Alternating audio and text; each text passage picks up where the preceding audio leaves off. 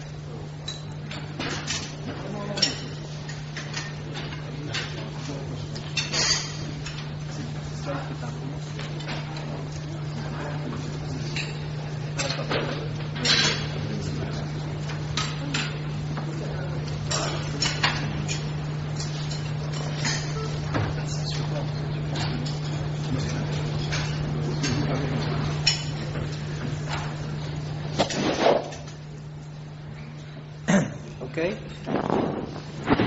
So, good morning, ladies and gentlemen. Yeah, 4 ladies and the rest gentlemen. I'd like to thank you all for being here this early. I wasn't sure there was a breakfast associated with this. Maybe if they'd made that clear, there would have been even more seats filled. But you've done a good job to be here early, and I hope you've all recovered from the really excellent meal from last night. Well, today we have a panel with 3 speakers. I'll very briefly introduce the speakers, first of all.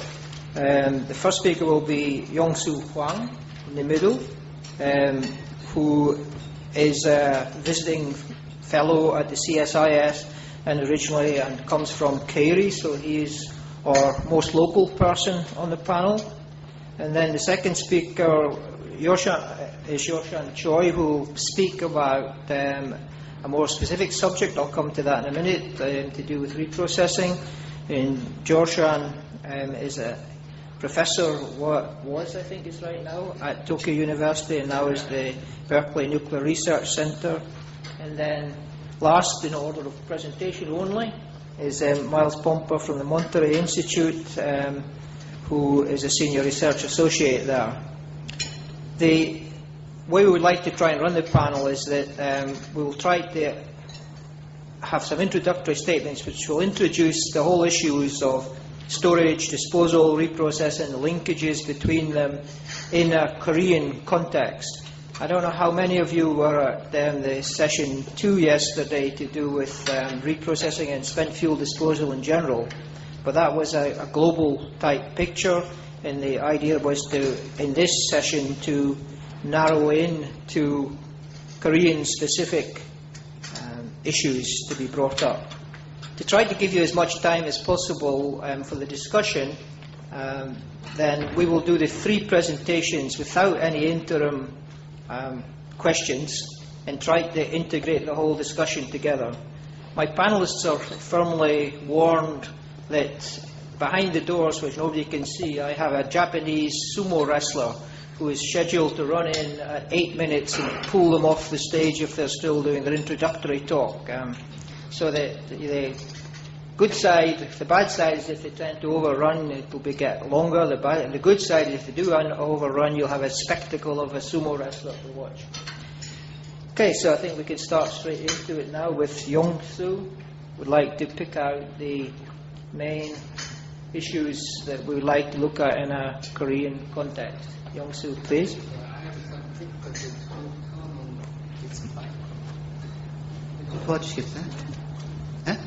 Oh, it's working? Thank you. Good morning, ladies and gentlemen. Before I begin my presentation, I have 2 official complaints. The first one is you guys are enjoying the very good breakfast while we should talk. It's not fair, but that's the real life of the world, so I have to accept it, unfortunately. Second of all, whenever I present my material, I need a PowerPoint slide. I have to say I cannot breathe myself without PowerPoint. So somehow I feel that I might have some problem during my presentation simply because I cannot use my PowerPoint slide.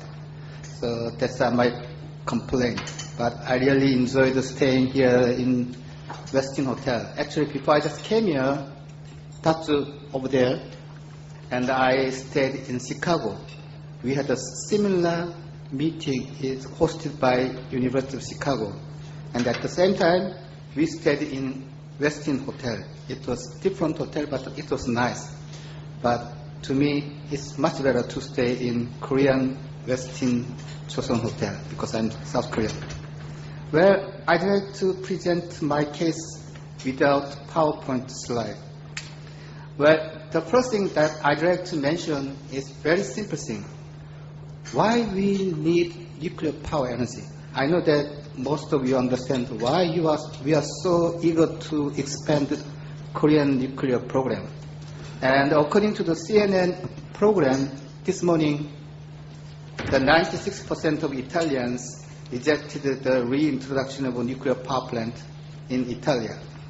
Well, it's the fact. I respect the decision by the general public of Italy. But in Korea, it might be the different story. Well, most of you, I think, stay in this hotel.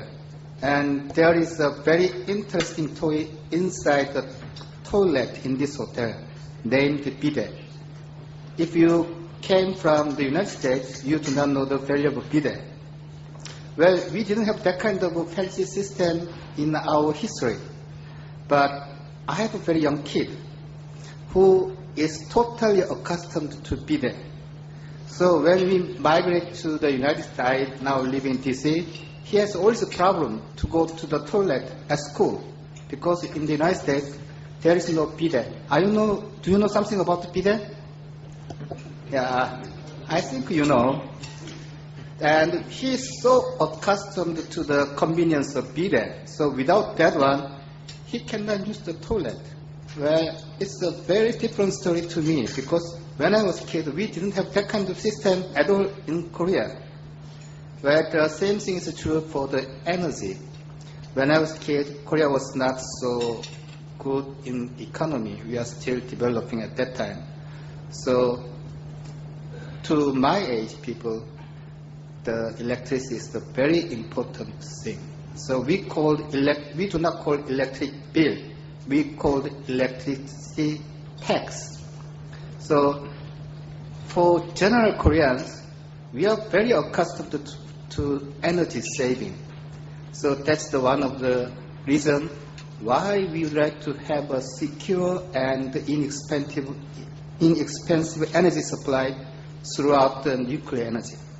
And that's the reason that Korea is working very hard for the energy sustainability. So as far as I know, the Korean government spent a huge amount of money to encourage all spectrum of energy options, including renewable energy, nuclear energy, and solar power, and etc. And they pay huge amount of benefit for the implementation of the solar power, wind power, and the tidal wave power. And as far as I know, Asan Foundation, who is organizing this meeting, is very interested in the renewable energy also. However, as you know, the Korean nuclear power program is so effective, we can enjoy the very good benefit from the nuclear energy. So that's the main reason why we are so supportive for nuclear energy at this moment in South Korea. Well, I do not drink any beer, but I well remember the advertisement from Miller. Tastes good, less filling. Well, there is no magic wand in the real society which can supply both stable and no harmful solution. To me, still nuclear is the best option at this moment. But as you know, as what happened nowadays in the United States, we also face with the problem of spent fuel management. So that's the reason why Koreans would like to build some comprehensive measure to deal with the spent nuclear fuel problem in South Korea. we are not just talking about the R&D for the pilot processing. What we are really looking for is the ultimate and practical solution, including both storage, final disposition, and potentially recycling, which can secure our energy security as well as the best measure to protect our environment. So that's the real reason. So whenever we have something between friends, if we are really a good friend, we should open our mind to understand why my colleagues are really trying to do something. Well, I'm a father of two good sons. Well, in practice, they are headache to me in practice. My second kid always asks me challenging questions. So whenever I try to open the real dialogue with my kid, I usually go for the bookstores. So yesterday I went out. I purchased some traditional Korean magazines. One is the so-called Go. It's a well-known Chinese strategy game with black and white stones. I know that many of you are familiar with the chess. Then you know the meaning of checkmate. But in our society, we are looking for the harmony. If you are the real good player in this traditional Oriental game, you know how to win the game without any killing opponent's stone. That's what we are looking for. To me, we really need a dialogue, especially between the nuclear expert and the general public, as well as the international societies. I know that many of you came from United States and some part of Europe, and you are expert in nuclear option and the nuclear securities. But what I'm trying to suggest is that we should open more broader picture, which can show why Korea really needs that kind of option, which somehow seems strange to the people outside, because traditionally many Westerners believe that the recycling option might be very expensive and proliferation problems.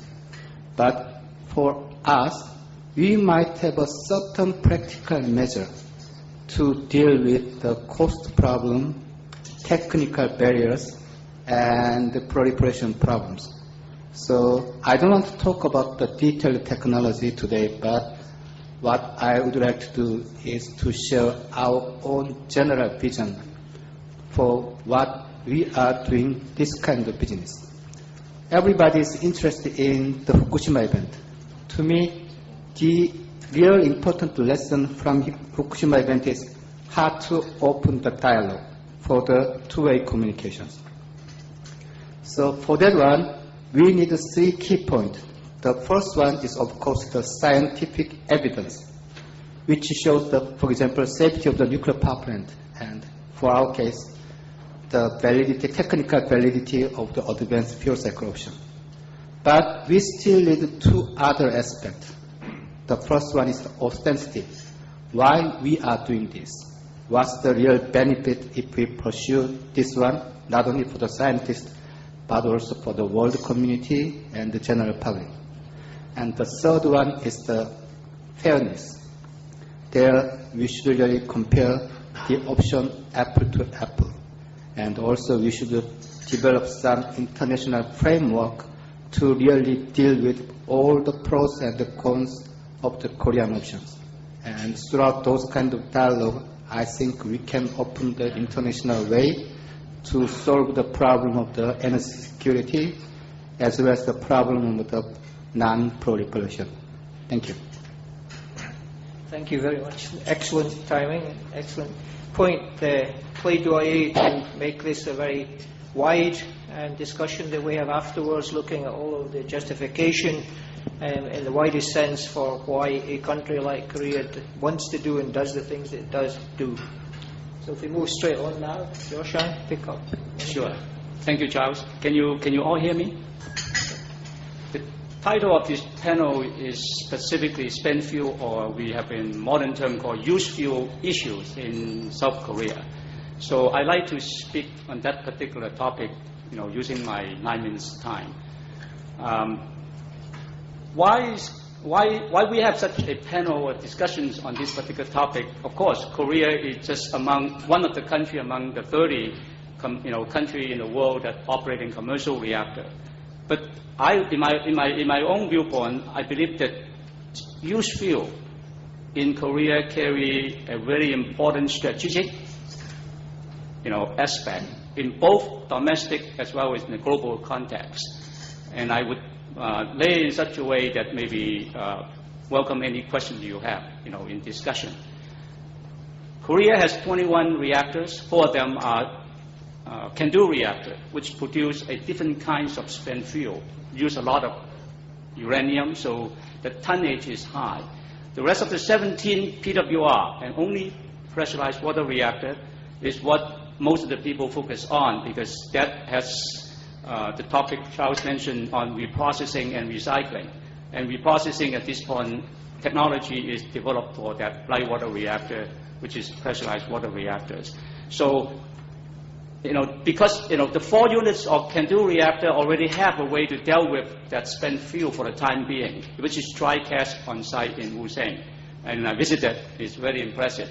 So the question that Korean face or South Korean face is what to do with those pressurized water reactor that is currently in a pool and resided around in the 4 station power plant, 4 site with many units. So the questions, of course, from yesterday, we know that what Korea could have an option of reprocessing and recycling the plutonium separated using the current technology, which is typically a Purex. And this is the old technology developed.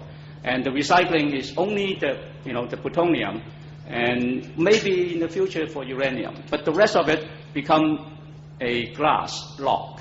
So from a disposal standpoint, you have to dispose the glass log the same way in disposing spent fuel if reprocessing is not an option. So clearly that's the groundwork. So every country that operating commercial reactor will face the similar question. So Korea is no exception. So, but why I say that it has a specific strategic and global context in the Korean situation is because Korean has the 21 reactors and tended to build more. And not only that, Korean has advanced the technology, and now they become a significant exporter of that technology.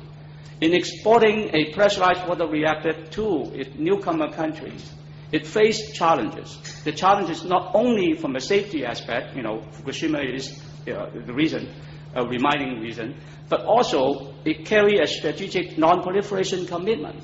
So if Korean really wanted to act as a responsible supplier of that technology, Korean has to take part in providing, or at least maybe participating in providing a way to deal with the potential non-proliferation of those issues. And with spent fuel, we know that in addition to the non-proliferation, may also have the security issues. The security come about if the country that introducing this power plant, operating a power plant, generating spent fuel, happen to be located in a less stable region. Again, we can identify country in those less stable regions that requiring specific attention. So South Korean, if we really wanted to supply that technology or that reactor to that region, it has to carry a specific duty or responsibility to ensure the spent fuel are secure, not only safe, and also enhance its proliferation. So in that case, Korean is facing this issue not only for its own domestic need, but also may have to help its potential customer and how those spent fuel can be dealt with. So we know that Korean could not take spent fuel back. So that's not an option. I mean, if country willing to take spent fuel back, we may have less of the issue, to deal with the back end of the fuel cycle. The fact that no country, maybe that's a few exceptions in the future, but currently, and it's still a challenging issue that no country wanted to take other countries' spent fuel. So Koreans certainly will need to face this problem in a more, challenging way. So in that context, I believe that Koreans should look into the specific issues. So let me go back to the domestic issue. We learned storage of spent fuel is technically possible. We have vendor, international vendor providing dry cache. If the pool is filling up, you move the fuel from the pool into the dry cache. But the dry cache also have a life, that you have to take care of. License requirement may be extended from 20, 40, 50, 60 years. In the U.S., we typically live with the number 100 years. That also is a number that we do not know what the outcome of it yet, because nobody has actually had the experience of storing spent fuel for 100 years. So technically, there is still a little bit unknown, but it's not an insurmountable challenge to deal with that particular issue. So we know dry cache is an option, but dry cache is not a solution. I always have a phrase that, there is current day, we're looking into a very, very popular term called cradle to grave as part of the way to supply a reasonable or responsible, fuel cycle services. But there is no grave. Nobody has a grave yet. Yucca Mountain at one time could become such a grave, but it's no longer an option. I always say, spent fuel storage, regardless where you interim and anywhere, is not a grave, it's a funeral home. You just temporarily put the spent fuel somewhere, you have to go back and deal with it. Every country that operates that reactor has to be a mindset, this is the problem you have to deal with. So how do you really work on the grave? And this is the touch on the technology that developed in Korea, that the pyrochemistry may offer such an approach. And again, I don't want to go into the detail about the technological difference between pyrochemistry and aqueous chemistry. We left it in the discussion. But why I'm saying that is because you look at the spent fuel managed or processed by pyrochemistry, you remove 95% of the material, which is uranium. You're left with 4%. Among the 4%, 3% are benign, short-lived fission product. It's not warranted to have a deep geologic disposal. So what is really the problem with spent fuel that requiring a deep geologic disposal that we know the scientific community has recommended are only the 0.1 weight% of the long-lived fission product, identified as iodine. Actually, one of the isotopes is iodine-129, 17 million year half-life. And technetium-99, so these are eventually come out, regardless whether you put into a mine repository. Why? Because the long half-life would allow them to leach out or whatever means to get them out. The rest of the 0.3% dictate the design of that repository, which is the 0.3% of heat-producing cesium and strontium. And this is common problem for spent fuel as well as the current Holloway glass rock, because the 0.3 weight% of cesium and strontium exists in both cases. So dissipating or disposing heat-generating waste is always challenging. Fukushima already reminded us. The fact that Fukushima lost the ultimate heat sink is a very challenging situation for any utility to deal with the cooling of that reactor. The only way to dissipate the heat is by air. Very different from the typical way of dumping the heat into the ocean when you don't have a sea water pump. Nuclear face the same challenge. You keep on generating spent fuel without a way to produce a grave to deal with the 0.4 or 0.5 weight% of what I call the material that warrant a deep geologic disposal. In fact, I'm working on a topic of deep borehole, like 5 to 10 kilometer deep borehole disposal of that material. We can actually deal with that 0.5 weight% of problematic material. The rest of it could be uranium and decayed away. Would that be a possible solution? I think that we can have that discussion after the presentation. But pyrochemistry may offer such an approach. Aqueous also too, but aqueous is going into a way to do it. So pyrochemistry could offer such a approach. And when in the beginning, any reprocessing is premature if you don't have a machine that you can use to separate the material. Aqueous, currently separated plutonium, where do they go? They don't go into the fast reactor because there's not enough fast reactor available to use them. So temporarily put back into the light water reactor is not an economic way of using the plutonium. Pyrochemistry faces the same challenge. You separate the TRU, but where are these TRU going? Nowhere yet. So you have to store them if you separate them now. So there is a need to do the R&D. I totally for it from the standpoint because you cannot have the technology ready if you don't put R&D into it. But the R&D should also including a disposal route, perhaps in a deep borehole, that you can actually have a final solution to the waste disposal problem. Korea needs to have that assurance from a technological development standpoint. Korea needs to work with its customer in order to provide some kind of interim storage, maybe in a regional setting, so to relieve the pressure on security associated with the spent fuel produced by its customer. But ultimately, the final disposal has to be assured. Then Korea could take the leadership. And that leadership is needed not only for Korea, but for every country that operates a nuclear power plant. And that's. Thank you, Joshan. It's very interesting. We can see there two things. One is that it's not just the Korean issue, but Korea is and has become and is a world nuclear power now. And what does that imply for the whole fuel cycle from cradle to grave in a Korean context? And what does that imply also for interaction with your neighbours in Korea? And that's last part, interaction with other countries. Well, Miles will now take up. Thank you. Miles? Thanks, Charles. I'd like to talk about the looking at a multinational approach to Korea's spent fuel issues. And this has a couple of reasons to look at this way of doing it. I should note that I'm also the first non-scientist to talk on this panel, so I'm going to look more at the political issues. And if you look sort of historically, there's long been a call within the non-proliferation community, within the nuclear community, to look at multinational control of the sensitive fuel cycle facilities in particular, going back to the very beginning of the nuclear age, the Atchison-Lilienthal plan, various movements in the 1970s, the report for an experts group for the IAEA and Mohammed El-Baradei a few years ago.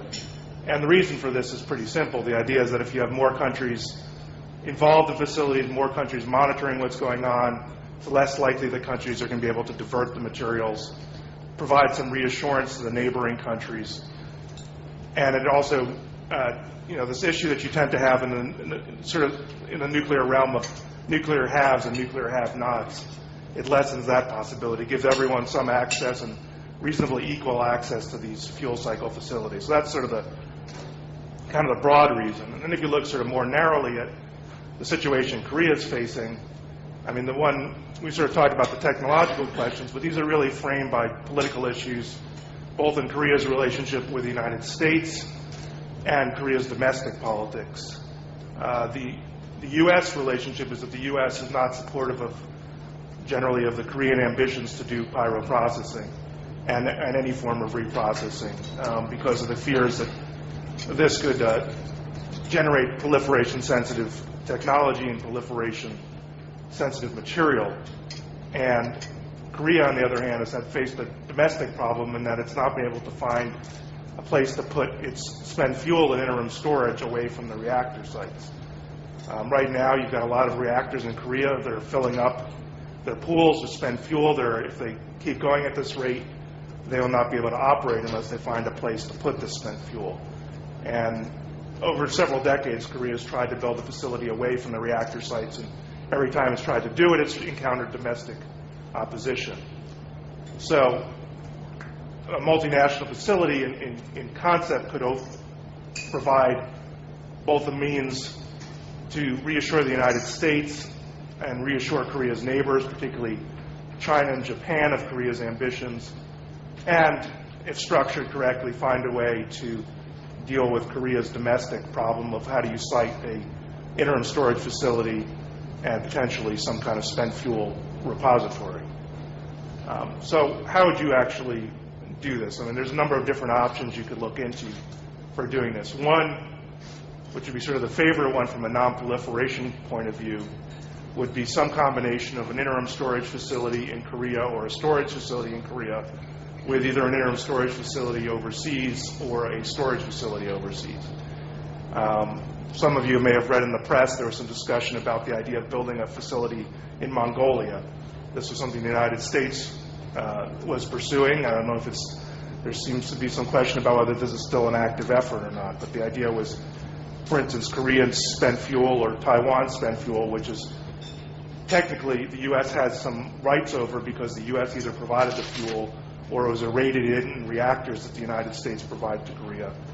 This fuel could be sent from Korea or Taiwan to Mongolia, let's say. So that's one option. You could take the Korean spent fuel to Mongolia, maybe you could store it there, bring it back years later, when you'd have a lot less material to put in your repository because some of the radioactivity would have died down and because the heat load that comes with that would have been much less. Or in the best case, you would find a place where you could permanently store it, and voila, there goes Korea's spent fuel problem and all these disputes with the United States.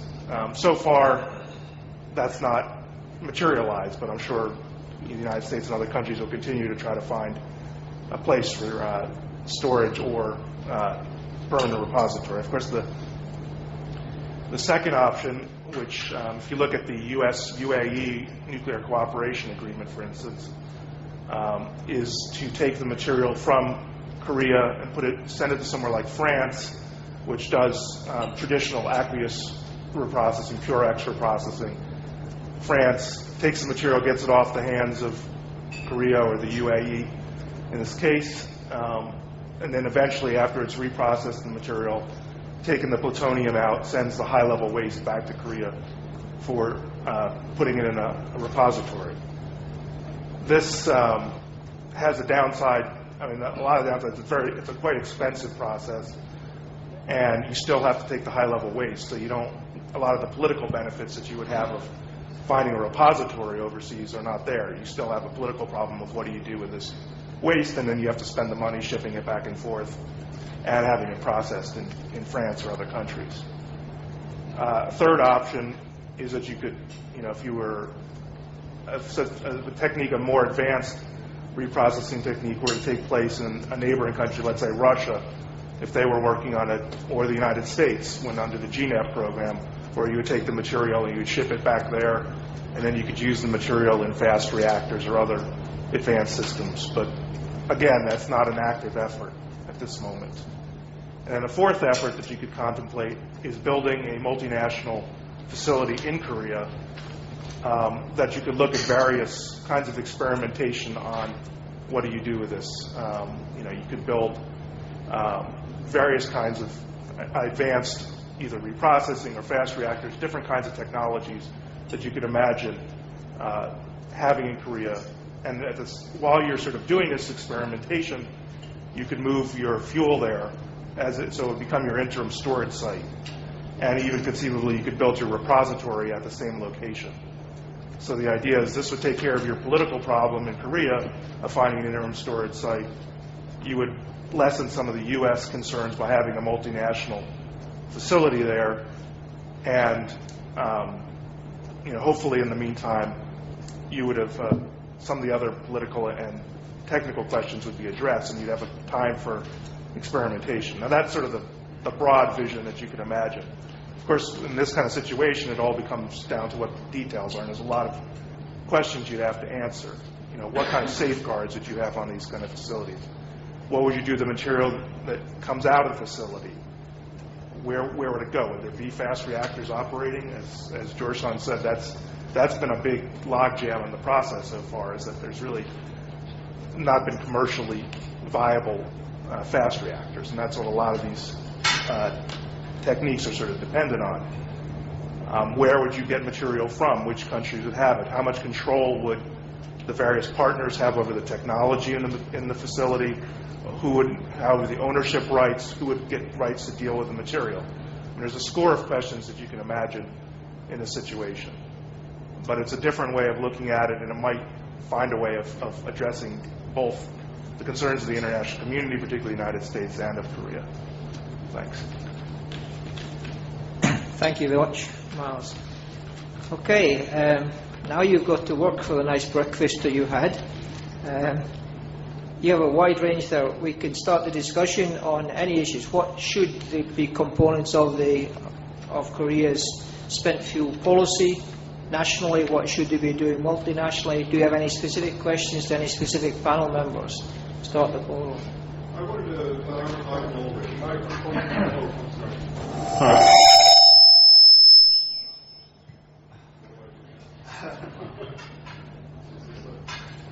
Can you hear me? Oh, okay. I'm Ivan Ulrich, a consultant from Washington, D.C. And I wanted to follow up on the fast neutron reactor question.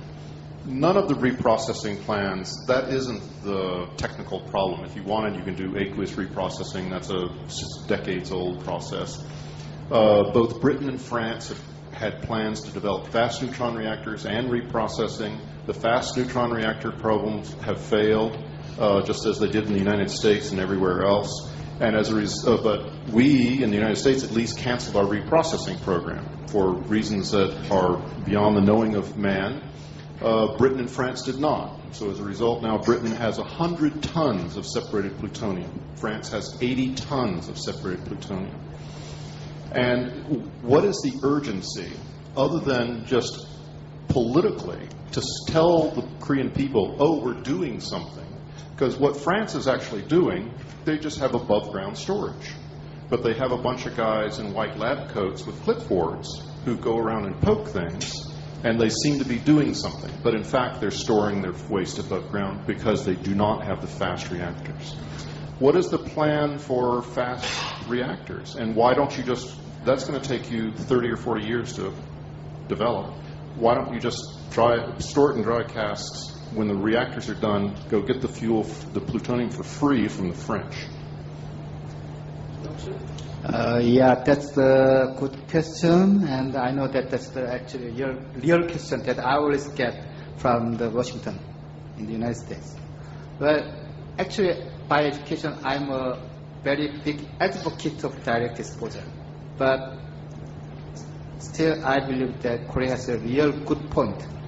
Actually, before I left South Korea to join the CSIS, I used to work as the active member for the public and the stakeholder engagement for the storage options that you are talking about. So, as a scientist, I expect a lot of questions about the safety and the security of the dry cask options. But I never got any opinion about storage options in South Korea. What they are looking for is what's the final solution, which includes both recycling and final disposal. To Koreans, I think it makes sense. The storage option is just a platform.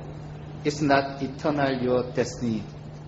What we are looking for, if you ask everybody in South Korea, is what's the final solution for the energy security and the safe management of the spent fuel options. So that's the main reason why we are so eager to talk about recycling and the fast reactors. And I'd like to mention another thing. If you take a look at the Korean national policy about nuclear energy, we have two implementation plans. One is the introduction of nuclear power plant. The other one is the early introduction of the storage facility. That's the two national implementation plans. So we are working extremely hard to secure a site for the spent fuel storage. But in order to satisfy the general public, which is very good point, at least to me, we should show the full roadmap, not only for the storage, but also for the recycling and final disposition. And we have another national program for the nuclear energy. It's R&D. For that one, our government clearly states that we should work on development of advanced fuel cycle, which is the combination of fast reactors and pilot processing. Well, my carry is working very hard for the sodium test reactor. Also, there is one university organized by Professor Ilsun Hwang, who sits over there, for another type of fast reactors. Also, Kerry is studying very hard for the high temperature gas-cooled reactors. Well, it's not a fast reactors, but it has another potential to use the material from the pyro processing. So we are not just looking for specifically at this moment for the implementation of a sodium fast reactor. It's our national R&D goal. What we are looking for is to get a very good opportunity to develop the better nuclear system which can satisfy both energy security as well as the spent fuel management. We know there are some problems, technical problems on the sodium fast reactors, of course, and we know it's very expensive. And some critics in DC said that, well, in Japanese case, they spend already $100 billion US. That's what I typically heard about the problems of the Juruga fast reactors. Well, we might have a different story. I know that there are other problems on superphoenix, the SFRs and IFRs all across the world. But technically, we know a lot of lessons. And the Korean magic, as I already told you yesterday, is how to effectively build new nuclear facilities. And the Koreans are very good to save money. So as I already explained yesterday, the typical cost for the conventional nuclear power plant fission reactor is very, very low in Korea. So even though we might have to spend some additional money, as long as we can secure the energy security and spent fuel management problem, then it might be okay for the general public. Of course, we have to be very, very transparent to show the full process. And also, as Joshua mentioned, we should also discuss the possibility of depot repository. I can say that I'm the real expert on that kind of issue.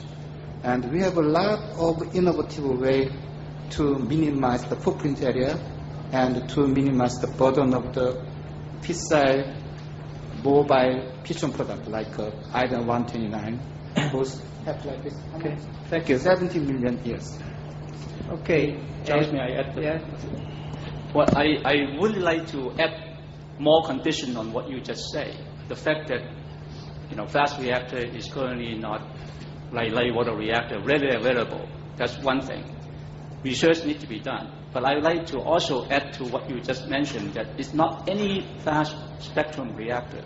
It is a fast reactor that has to be able to produce plutonium in a much faster way than what we ever have experience in. And this is what I'm talking about. The doubling time of producing a same core of plutonium has to be short enough in order to really argue that there is a usage for plutonium.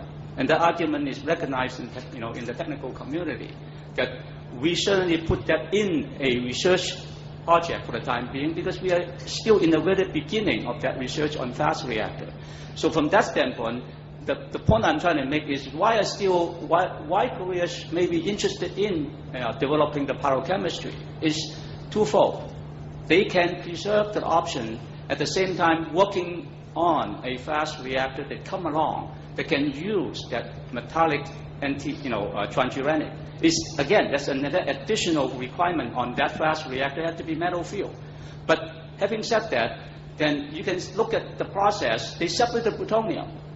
Then all the ingredients that providing this so-called self-protecting standard or radiation are still there. For as long as they leave the cesium and strontium together with the TRU, not going through that particular separation, they have the same idea, not exactly 100%, they have the same protection as the spent fuel. So the proliferation argument is certainly not, as critically established. If they don't go ahead and do the ER, but of course, if they go do the ER, the electro refining, and separate the transuranic, now they have to have a reactor they can use them. Otherwise, they will have to, store that TRU, just like British, just like England and France is storing most of the separated plutonium. Okay, they still out. Sorry. I think we can't spend as long each question, yeah? To steal out your answer, of course there's good commercial reasons to leave it, but even if you do keep it in spent fuel storage for a long time, you have to develop the processing technology you're going to need at the end, and I can't resist to say that I always get a little bit infuriated with the description of fast reactors as a failed technology. It didn't fail in a technical sense, it failed in an economic sense because uranium is too cheap. Yeah? So maybe if we move to the next question, I think there's one here, and then you're next after that, Sharon, yeah? Okay, here, yeah. Hi, Scott Snyder from the Asia Foundation. I thank all the panelists. It's been an excellent discussion so far. And as I think about the presentations together and the context of the U.S.-Korea nuclear relationship, as Korea considers its options, it makes me ask what the panelists think about the preliminary deliberations of the Blue Ribbon Commission that's been going on, commissioned by the Department of Energy, because I think that this is going to be a factor that shapes the context for some of the decisions that Korea might try to make as it deals with spent fuel. Would you like to pick up that first? Briefly. Very briefly, yes. We understand the recommendation from Blue Ribbon Commission very well, and I think we are almost at the same route. In the United States, of course, the Blue Ribbon Commission mainly recommends the interim storage in combination with the potential new siting for the repository. But in the meanwhile, they also emphasize the importance of the R&D for the advanced nuclear fuel cycle. That's what we are looking for. So, as I already mentioned, we are not trying to implement the advanced nuclear fuel cycle tomorrow. What we are really trying to do is to do a fundamental research. So in that context, I think the basic philosophy between the United States and South Korea for the advanced fuel cycle development might be identical. Miles, since the Blue Ribbon Commission was politically started, maybe you'd like to make a political scientist comment. Yeah, and I think one thing to keep in mind, I think as was just said, I think the discussion will be sort of interim storage and lots of R&D on these options. And I think this is actually an argument for a multinational approach to these things, is to have closer regional R&D on these issues. And there's a lot of different options out there. And I think one thing that Korea has to be careful of is, pyroprocessing is one technique to deal with spent fuel, and sodium fast reactors are one technique. But as sort of the recent MIT report and the Blue Ribbon Commission and others are going to sort of make clear, there's a lot of potential options out there, and you don't want to get yourself stuck in one option. I think it's, given the expense of all these kind of facilities, it makes sense for a lot of countries to work together in a much more intensive way to look at these different options to spread the cost among different players rather than having each country try to research these on its own. Okay, and Sharon is next. Sharon?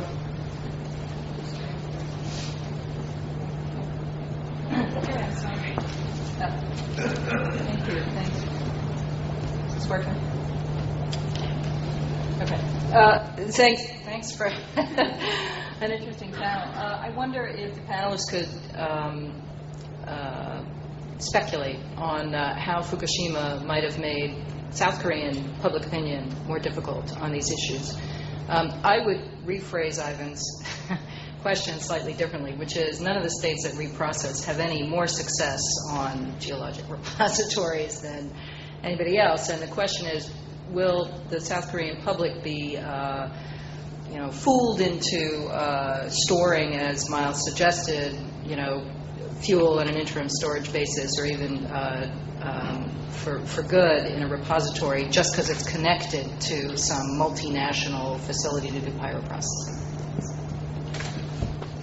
Yeah, of course, frankly, as all of you know, the Fukushima event is a big factor, so it de-accelerates the nuclear industry, of course, in South Korea also. But what I'd like to express once again is that Koreans know the real value of sustainable energy throughout history. So even though we have some bumpy road ahead of us, I think at least for the time being we'll go for the nuclear power plant. But for that one, we need a real active dialogue. And if you are worrying about some kind of waste problem throughout this waste advanced fuel cycle, I can talk about the real advantage of the advanced nuclear fuel cycle system, because I'm the only one in this room, as far as I know, who knows the safety assessment for the high-level waste. And if you can separate some problematic fission product along with some kind of new technology like a deep borehole, I think we can have a very significant environmental impact throughout the implementation of the pyro processing. And if you have any technical question, please let me know. And I understand that French way, the Alan Hansen is over there. And as we already discussed yesterday, in many cases, the option for the best available fuel cycle option is country specific in many cases. So instead of trying to push your true friend to follow a certain preset way, I think the best option for me is to have a real open dialogue. That's what we are looking for. So that's what we need actually, not only to persuade the international community, but also to persuade the real domestic Korean people. Sharon, I'd like to add on to what you just said. Of course, I think it's difficult to predict what the public opinion on Fukushima. But, again, my last name is Choi. It's very popular in Korea, but I'm not a Korean. But if I have to pull a poll in Korea and ask the public to say what to do with the spent fuel, why? Because without any, reactor, even you stop nuclear power now, country that already have, they still have to deal with the spent fuel. So if that poll is taken in Korea, I would not be surprised at all. The majority of the Koreans would love to see Canada take back the CANDU spent fuel and the U.S. take back the PWR spent fuel. But are these options available? No.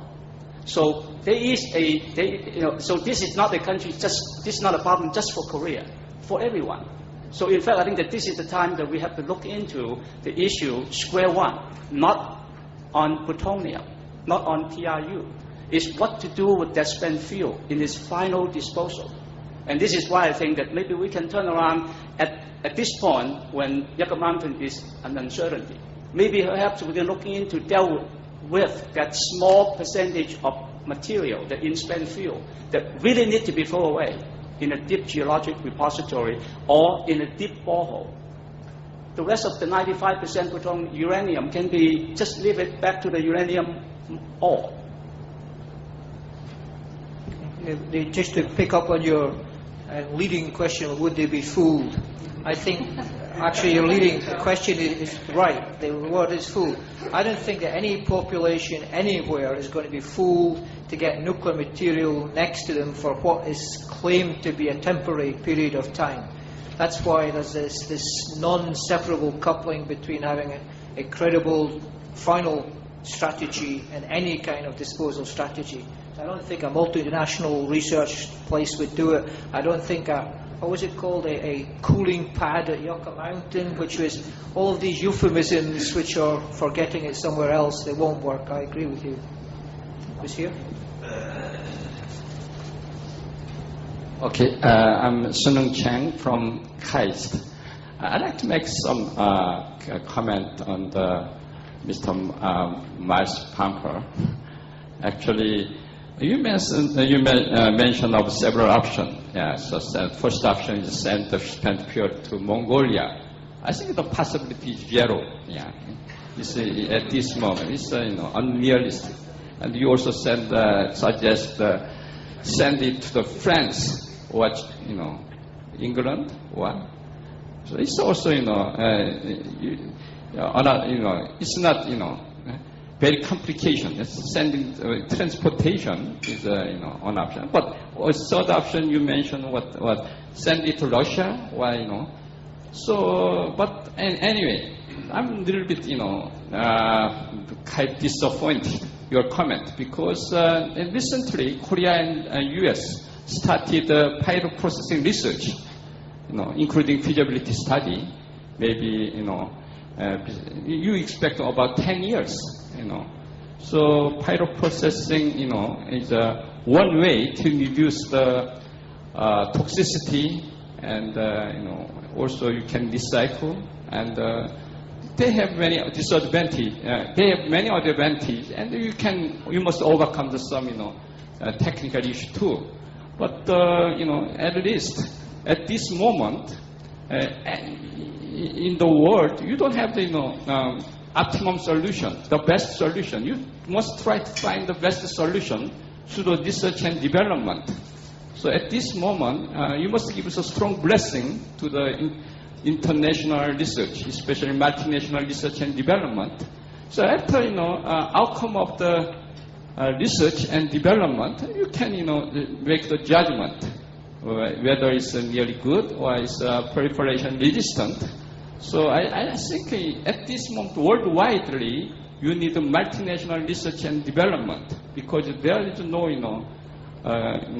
technically proven solution for the recycle. So, but you need recycle. If it's possible, recycle is much better than the direct disposals. If you cannot find the best solution for recycle, maybe you can consider direct disposal at this moment. But that's why I ask you more positive response to the multinational research and development, beside the multinational research facility. Okay. Well, if your question is specifically on the 10-year feasibility study that the U.S. and Korea have agreed to, I think there was different motivations and different outcomes that the two countries are hoping for from that 10-year feasibility study. I think the one thing the two countries agreed on is that they didn't want to have a fight over this. So they've put off the issue for 10 years while there's a study taking place. But I think the U.S. is hoping that the study will come out and prove that pyroprocessing is not feasible, and Korea is hoping that it'll come out and prove that it is. And I would also note that the study is not just about pyroprocessing or advanced fuel cycles. It's all aspects of the fuel cycle, and all that can include storage, it can include permanent disposal. So I don't think the option is not, whether I should come out positive or not. I'll leave that up to the people conducting the study, but I don't think that the conclusions are preordained, as you seem to imply. What do you mean the different motivation? What do you mean? The U.S. does not want Korea to engage in reprocessing or pyroprocessing. That's pretty clear. Is that any more U.S. people here? The U.S. people I hear always say the U.S. does not want Korea to engage in pyroprocessing. How official is that statement? Does anybody in the U.S. think it would be great? I'm not referring to that. Sharon? The Department of Energy has said pyroprocessing is reprocessing. Yeah. So, and I don't think Sharon. Currently, I don't know if it's official, but the Department of Energy has said that pyroprocessing is reprocessing, and we don't support other countries engaging in reprocessing for proliferation concerns. So, but other than that, I think U.S. official statements have blurred the lines a little bit. Yeah, okay. Sorry, I think Sandy Spector was first, and then Alan next then. Thank you. Sandy Spector with the Monterey Institute, Washington, D.C. office.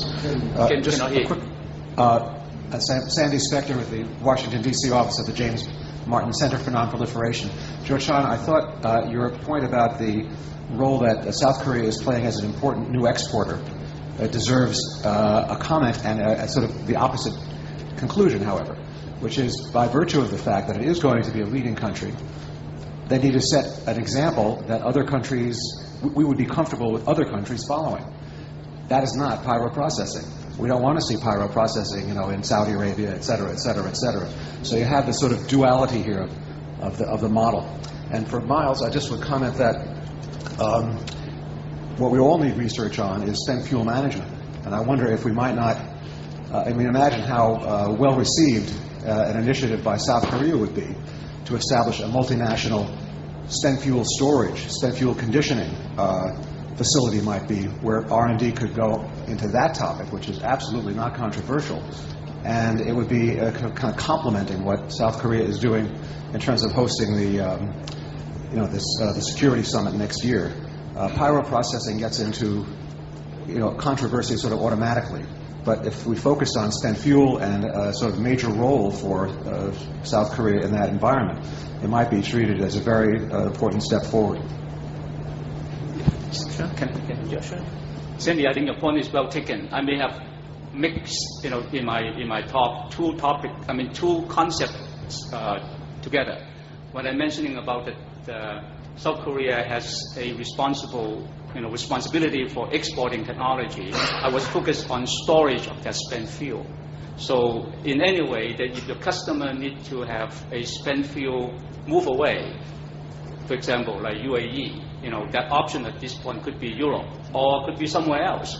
So the technology, the reactor supplier like South Korea should work with the customer and see how that can be facilitated. So it's only in the context of that storage of the spent fuel, or dealing with the spent fuel, not in any way implying that pyrochemistry could be exported to every country. The point I make as final comment on the pyrochemistry is still in the realms of the R&D, but for the focus of not separating transuranic, not separating plutonium, but for the purpose of trying to deal with the actual disposal problem of spent fuel.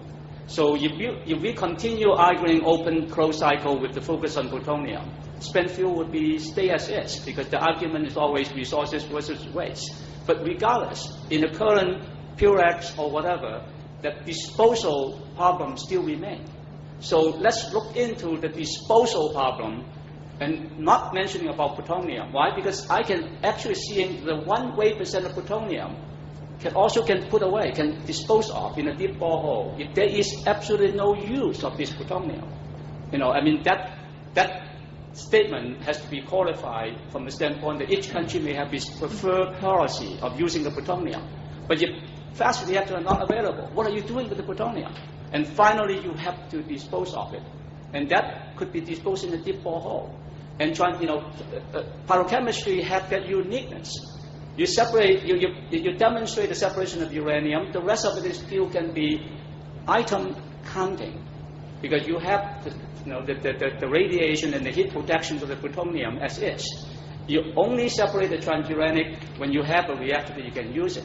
But if you don't have a fast reactor with metal fuel, then that entire quantity can be disposed of in a deep borehole if volume reduction can remain. And that's the point I'm trying to make. But thank you very much for bringing up the point that my presentation must be confusing that customer need and what is needed in the research. Okay, thank you, Josh. I think we should move on. Just a side comment on the deep borehole. It's kind of come up very recently. It seems to me to be a little bit rose-coloured spectacle, some of it. Try going out to a community and say, hey, here's the good news. We're not going to put any of this nasty spent fuel in your community. We're just going to put concentrated plutonium, but it's deep down, so you're okay. Yeah? I don't think it solves the problem that easily. Yeah? Alan. Alan Hansen, Arriva, and also at the moment on leave at Stanford University. I got one quick comment and then a question. The comment is raised by Sandy Spector's question, because yesterday I argued that one of the reasons that many countries will not embark on reprocessing or recycling is because the enormous investment that is made. To the extent that Korea was to become successful in making the process that much cheaper and simpler, you make it more attractive to more countries than it is today. So there are some secondary effects that one needs to think about in going down this path, although I too encourage the R&D. The question is based on a too simple look at the physics of non-proliferation. I keep hearing that somehow if we leave the fission products and the transuranics together, then we haven't got a problem because it's self-protected. Well, no, that's not the truth. Self-protection is a very, very difficult issue. It's even more issue in a world of suicidal terrorists who are willing to sacrifice their life in order to get access to the material. If you look at some of the work that's being performed at Oak Ridge National Laboratory, you will find that used fuel, after a relatively short period of time, less than a century, loses its self-protecting characteristics as defined by the IAEA.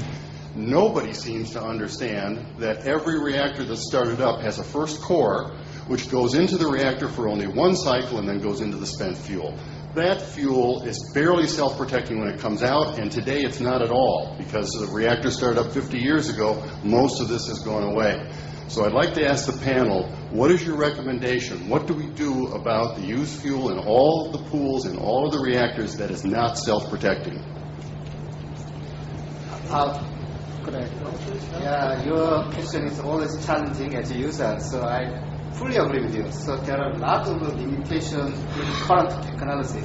That's the reason why we like to start the fundamental R&D throughout this kind of collaboration.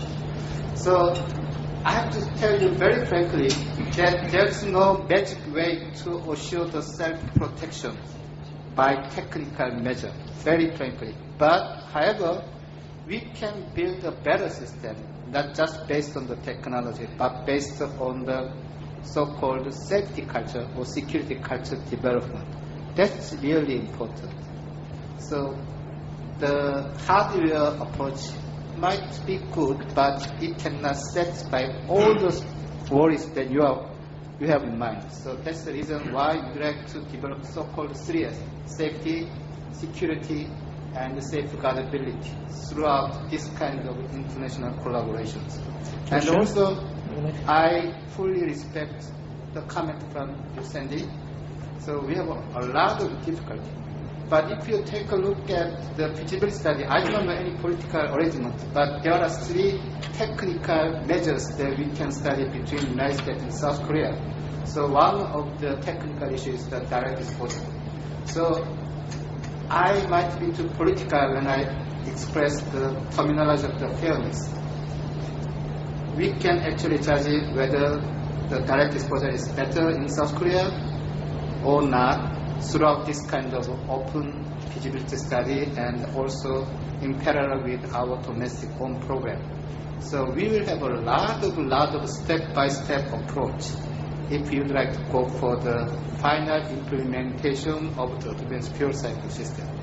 But at this moment, before we start any talk about implementation, what we'd like to whether pilot process is really good option throughout our active R&D with the United States. A technical question deserves a technical answer.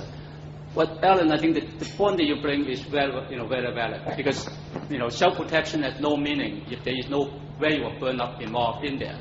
So the burn-up that IAEA or we can do any of this calculation for self-protecting based on the 100 RAM per hour at 1 meter away from the center of that spent fuel. It would cross the line, for a spent fuel that is typically 33,000 metric ton per day, megawatt days per ton, at about like 780 years.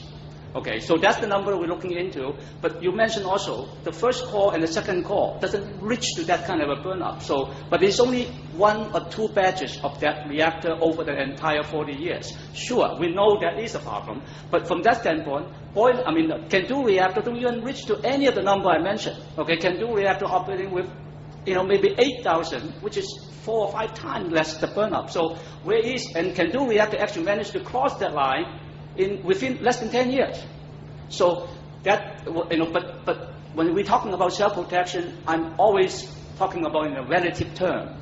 We are talking about changing the spent fuel and then retaining all this ingredient that providing the radiation in the high-level waste, which is typically in the glass law or maybe in that pyrochemistry molten salt that had no uranium. If I could use my prerogative, Alan, it's a very good point. The first core is the most hazardous, if you like. What bothers me is not Korea. What bothers me is there might be 50 new countries building 1 reactor. And if you look down the road, as you say, we could have 50 countries, each with a first core in it. It's not 1 first core. And that's why my big concern moving outside the Korean scope alone is that the number of small countries are starting to think about having 1 reactor. Unless we, as a global community, do something about that, then we'll have lots of these first cores sitting all around the world in countries that you might not like them to be sitting in. So I think it's a really important point. We have a question down here.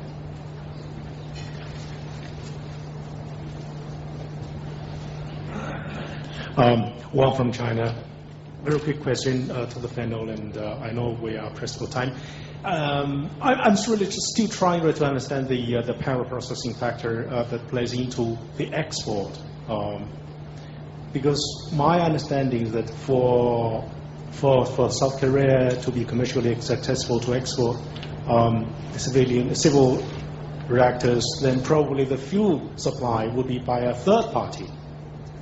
But then how much the power processing plays into this? For instance, in your contract, for instance, for export of to UAE, for instance, what would be the arrangement for the fuel supply? And also, how much is the power processing would apply to this case if you have the technology? Short answers, because I'll be one more question just after this. Well, at this moment, power processing is very at the stage of the R&D development, so it's nothing to do with the problem with the UAE. So it's a totally different one. The UAE is the commercial contract, so you cannot apply the power processing by now. However, as many of you already pointed out, we would like to become the leader, and the leader should sacrifice ourselves. What we are looking for is not only to develop the solution for the Korean itself, but for the rest of the world. For example, you already know that you have a problem with the initial core of the spent fuel. For some countries which might have a very small nuclear power program, how can you deal with that kind of problem? As Dr. Chang mentioned, if United States take back all those fuels, then we don't have any problem. But probably throughout this kind of dialogue, we can develop a better technology and a political framework for the long-term future, which can actually handle for spent fuel from the new emerging countries. Of course, the French ALBA can do the same mission, and we can work together with many colleagues in the world to solve that kind of mission. So it's not just for South Korea, but it can work as the world solution in the long term, not in the near future. Can I add on to the which is actually not complete. Wilson Huang from Seoul National University. Many outside Korea which confused that the Korea-U.S. agreement negotiation is based on full consensus of Korea. No. This is the opinion of Ministry of Education, Science, Technology alone. Other ministry doesn't believe or doesn't support this track. Korea Atomic Energy Commission is a rubber stamp. And all is all planned, documented by a few bureaucrats, small minority, and they just stamp at the national policy. So we believe outside it's irrational. It's not scientific. Many asked very good questions. I completely agree with you. We are export-dependent country. We should think about export, as Chinese delegate told us. We should also think about cradle-to-grave type service. That's why we need recycling. I'm a corrosion scientist. I worked on Yucca Mountain as export panel. Nickel-based alloy in Yucca Mountain, no hope at the weld. Some scientists in the KTH in Sweden now begin to say, even copper welding, no hope in granite. That's why I turned my interest to transmutation 20 years ago. I see a solution far safer, far more economic, far more peaceful than direct exposure. If anybody wants to fight with me on the possibility of direct exposure, I can spend a whole week with them, because I did for the last 20 years. But I believe this pilot process that we are pursuing is hopeless. And the result that we're going to have is as much high-level waste as we start with. Where are we going to find a place to put them? no hope. So that's why a group of scientists, very fine scientists, including Europeans, Belgians, are trying to develop a new technology to turn all the high-level waste to intermediate-level waste. That can be useful in intermediate depths. And many fine scientists in Europe and United States, including Iowa National Lab, Idaho National Lab, are supporting, not the majority. Okay. Thank you very much. I think we've run out of time. It's nice to finish with a vote from our home country, and especially with a vote that's provoking. And as just said, we could last for a whole week of discussion just on this issue. I'm sorry, have to block off several questions who are coming. I'd like to thank you all very much for asking the questions. Thank the panel for trying to field the questions, and look forward to the rest of the day and more stimulating discussions. Thank you all very much.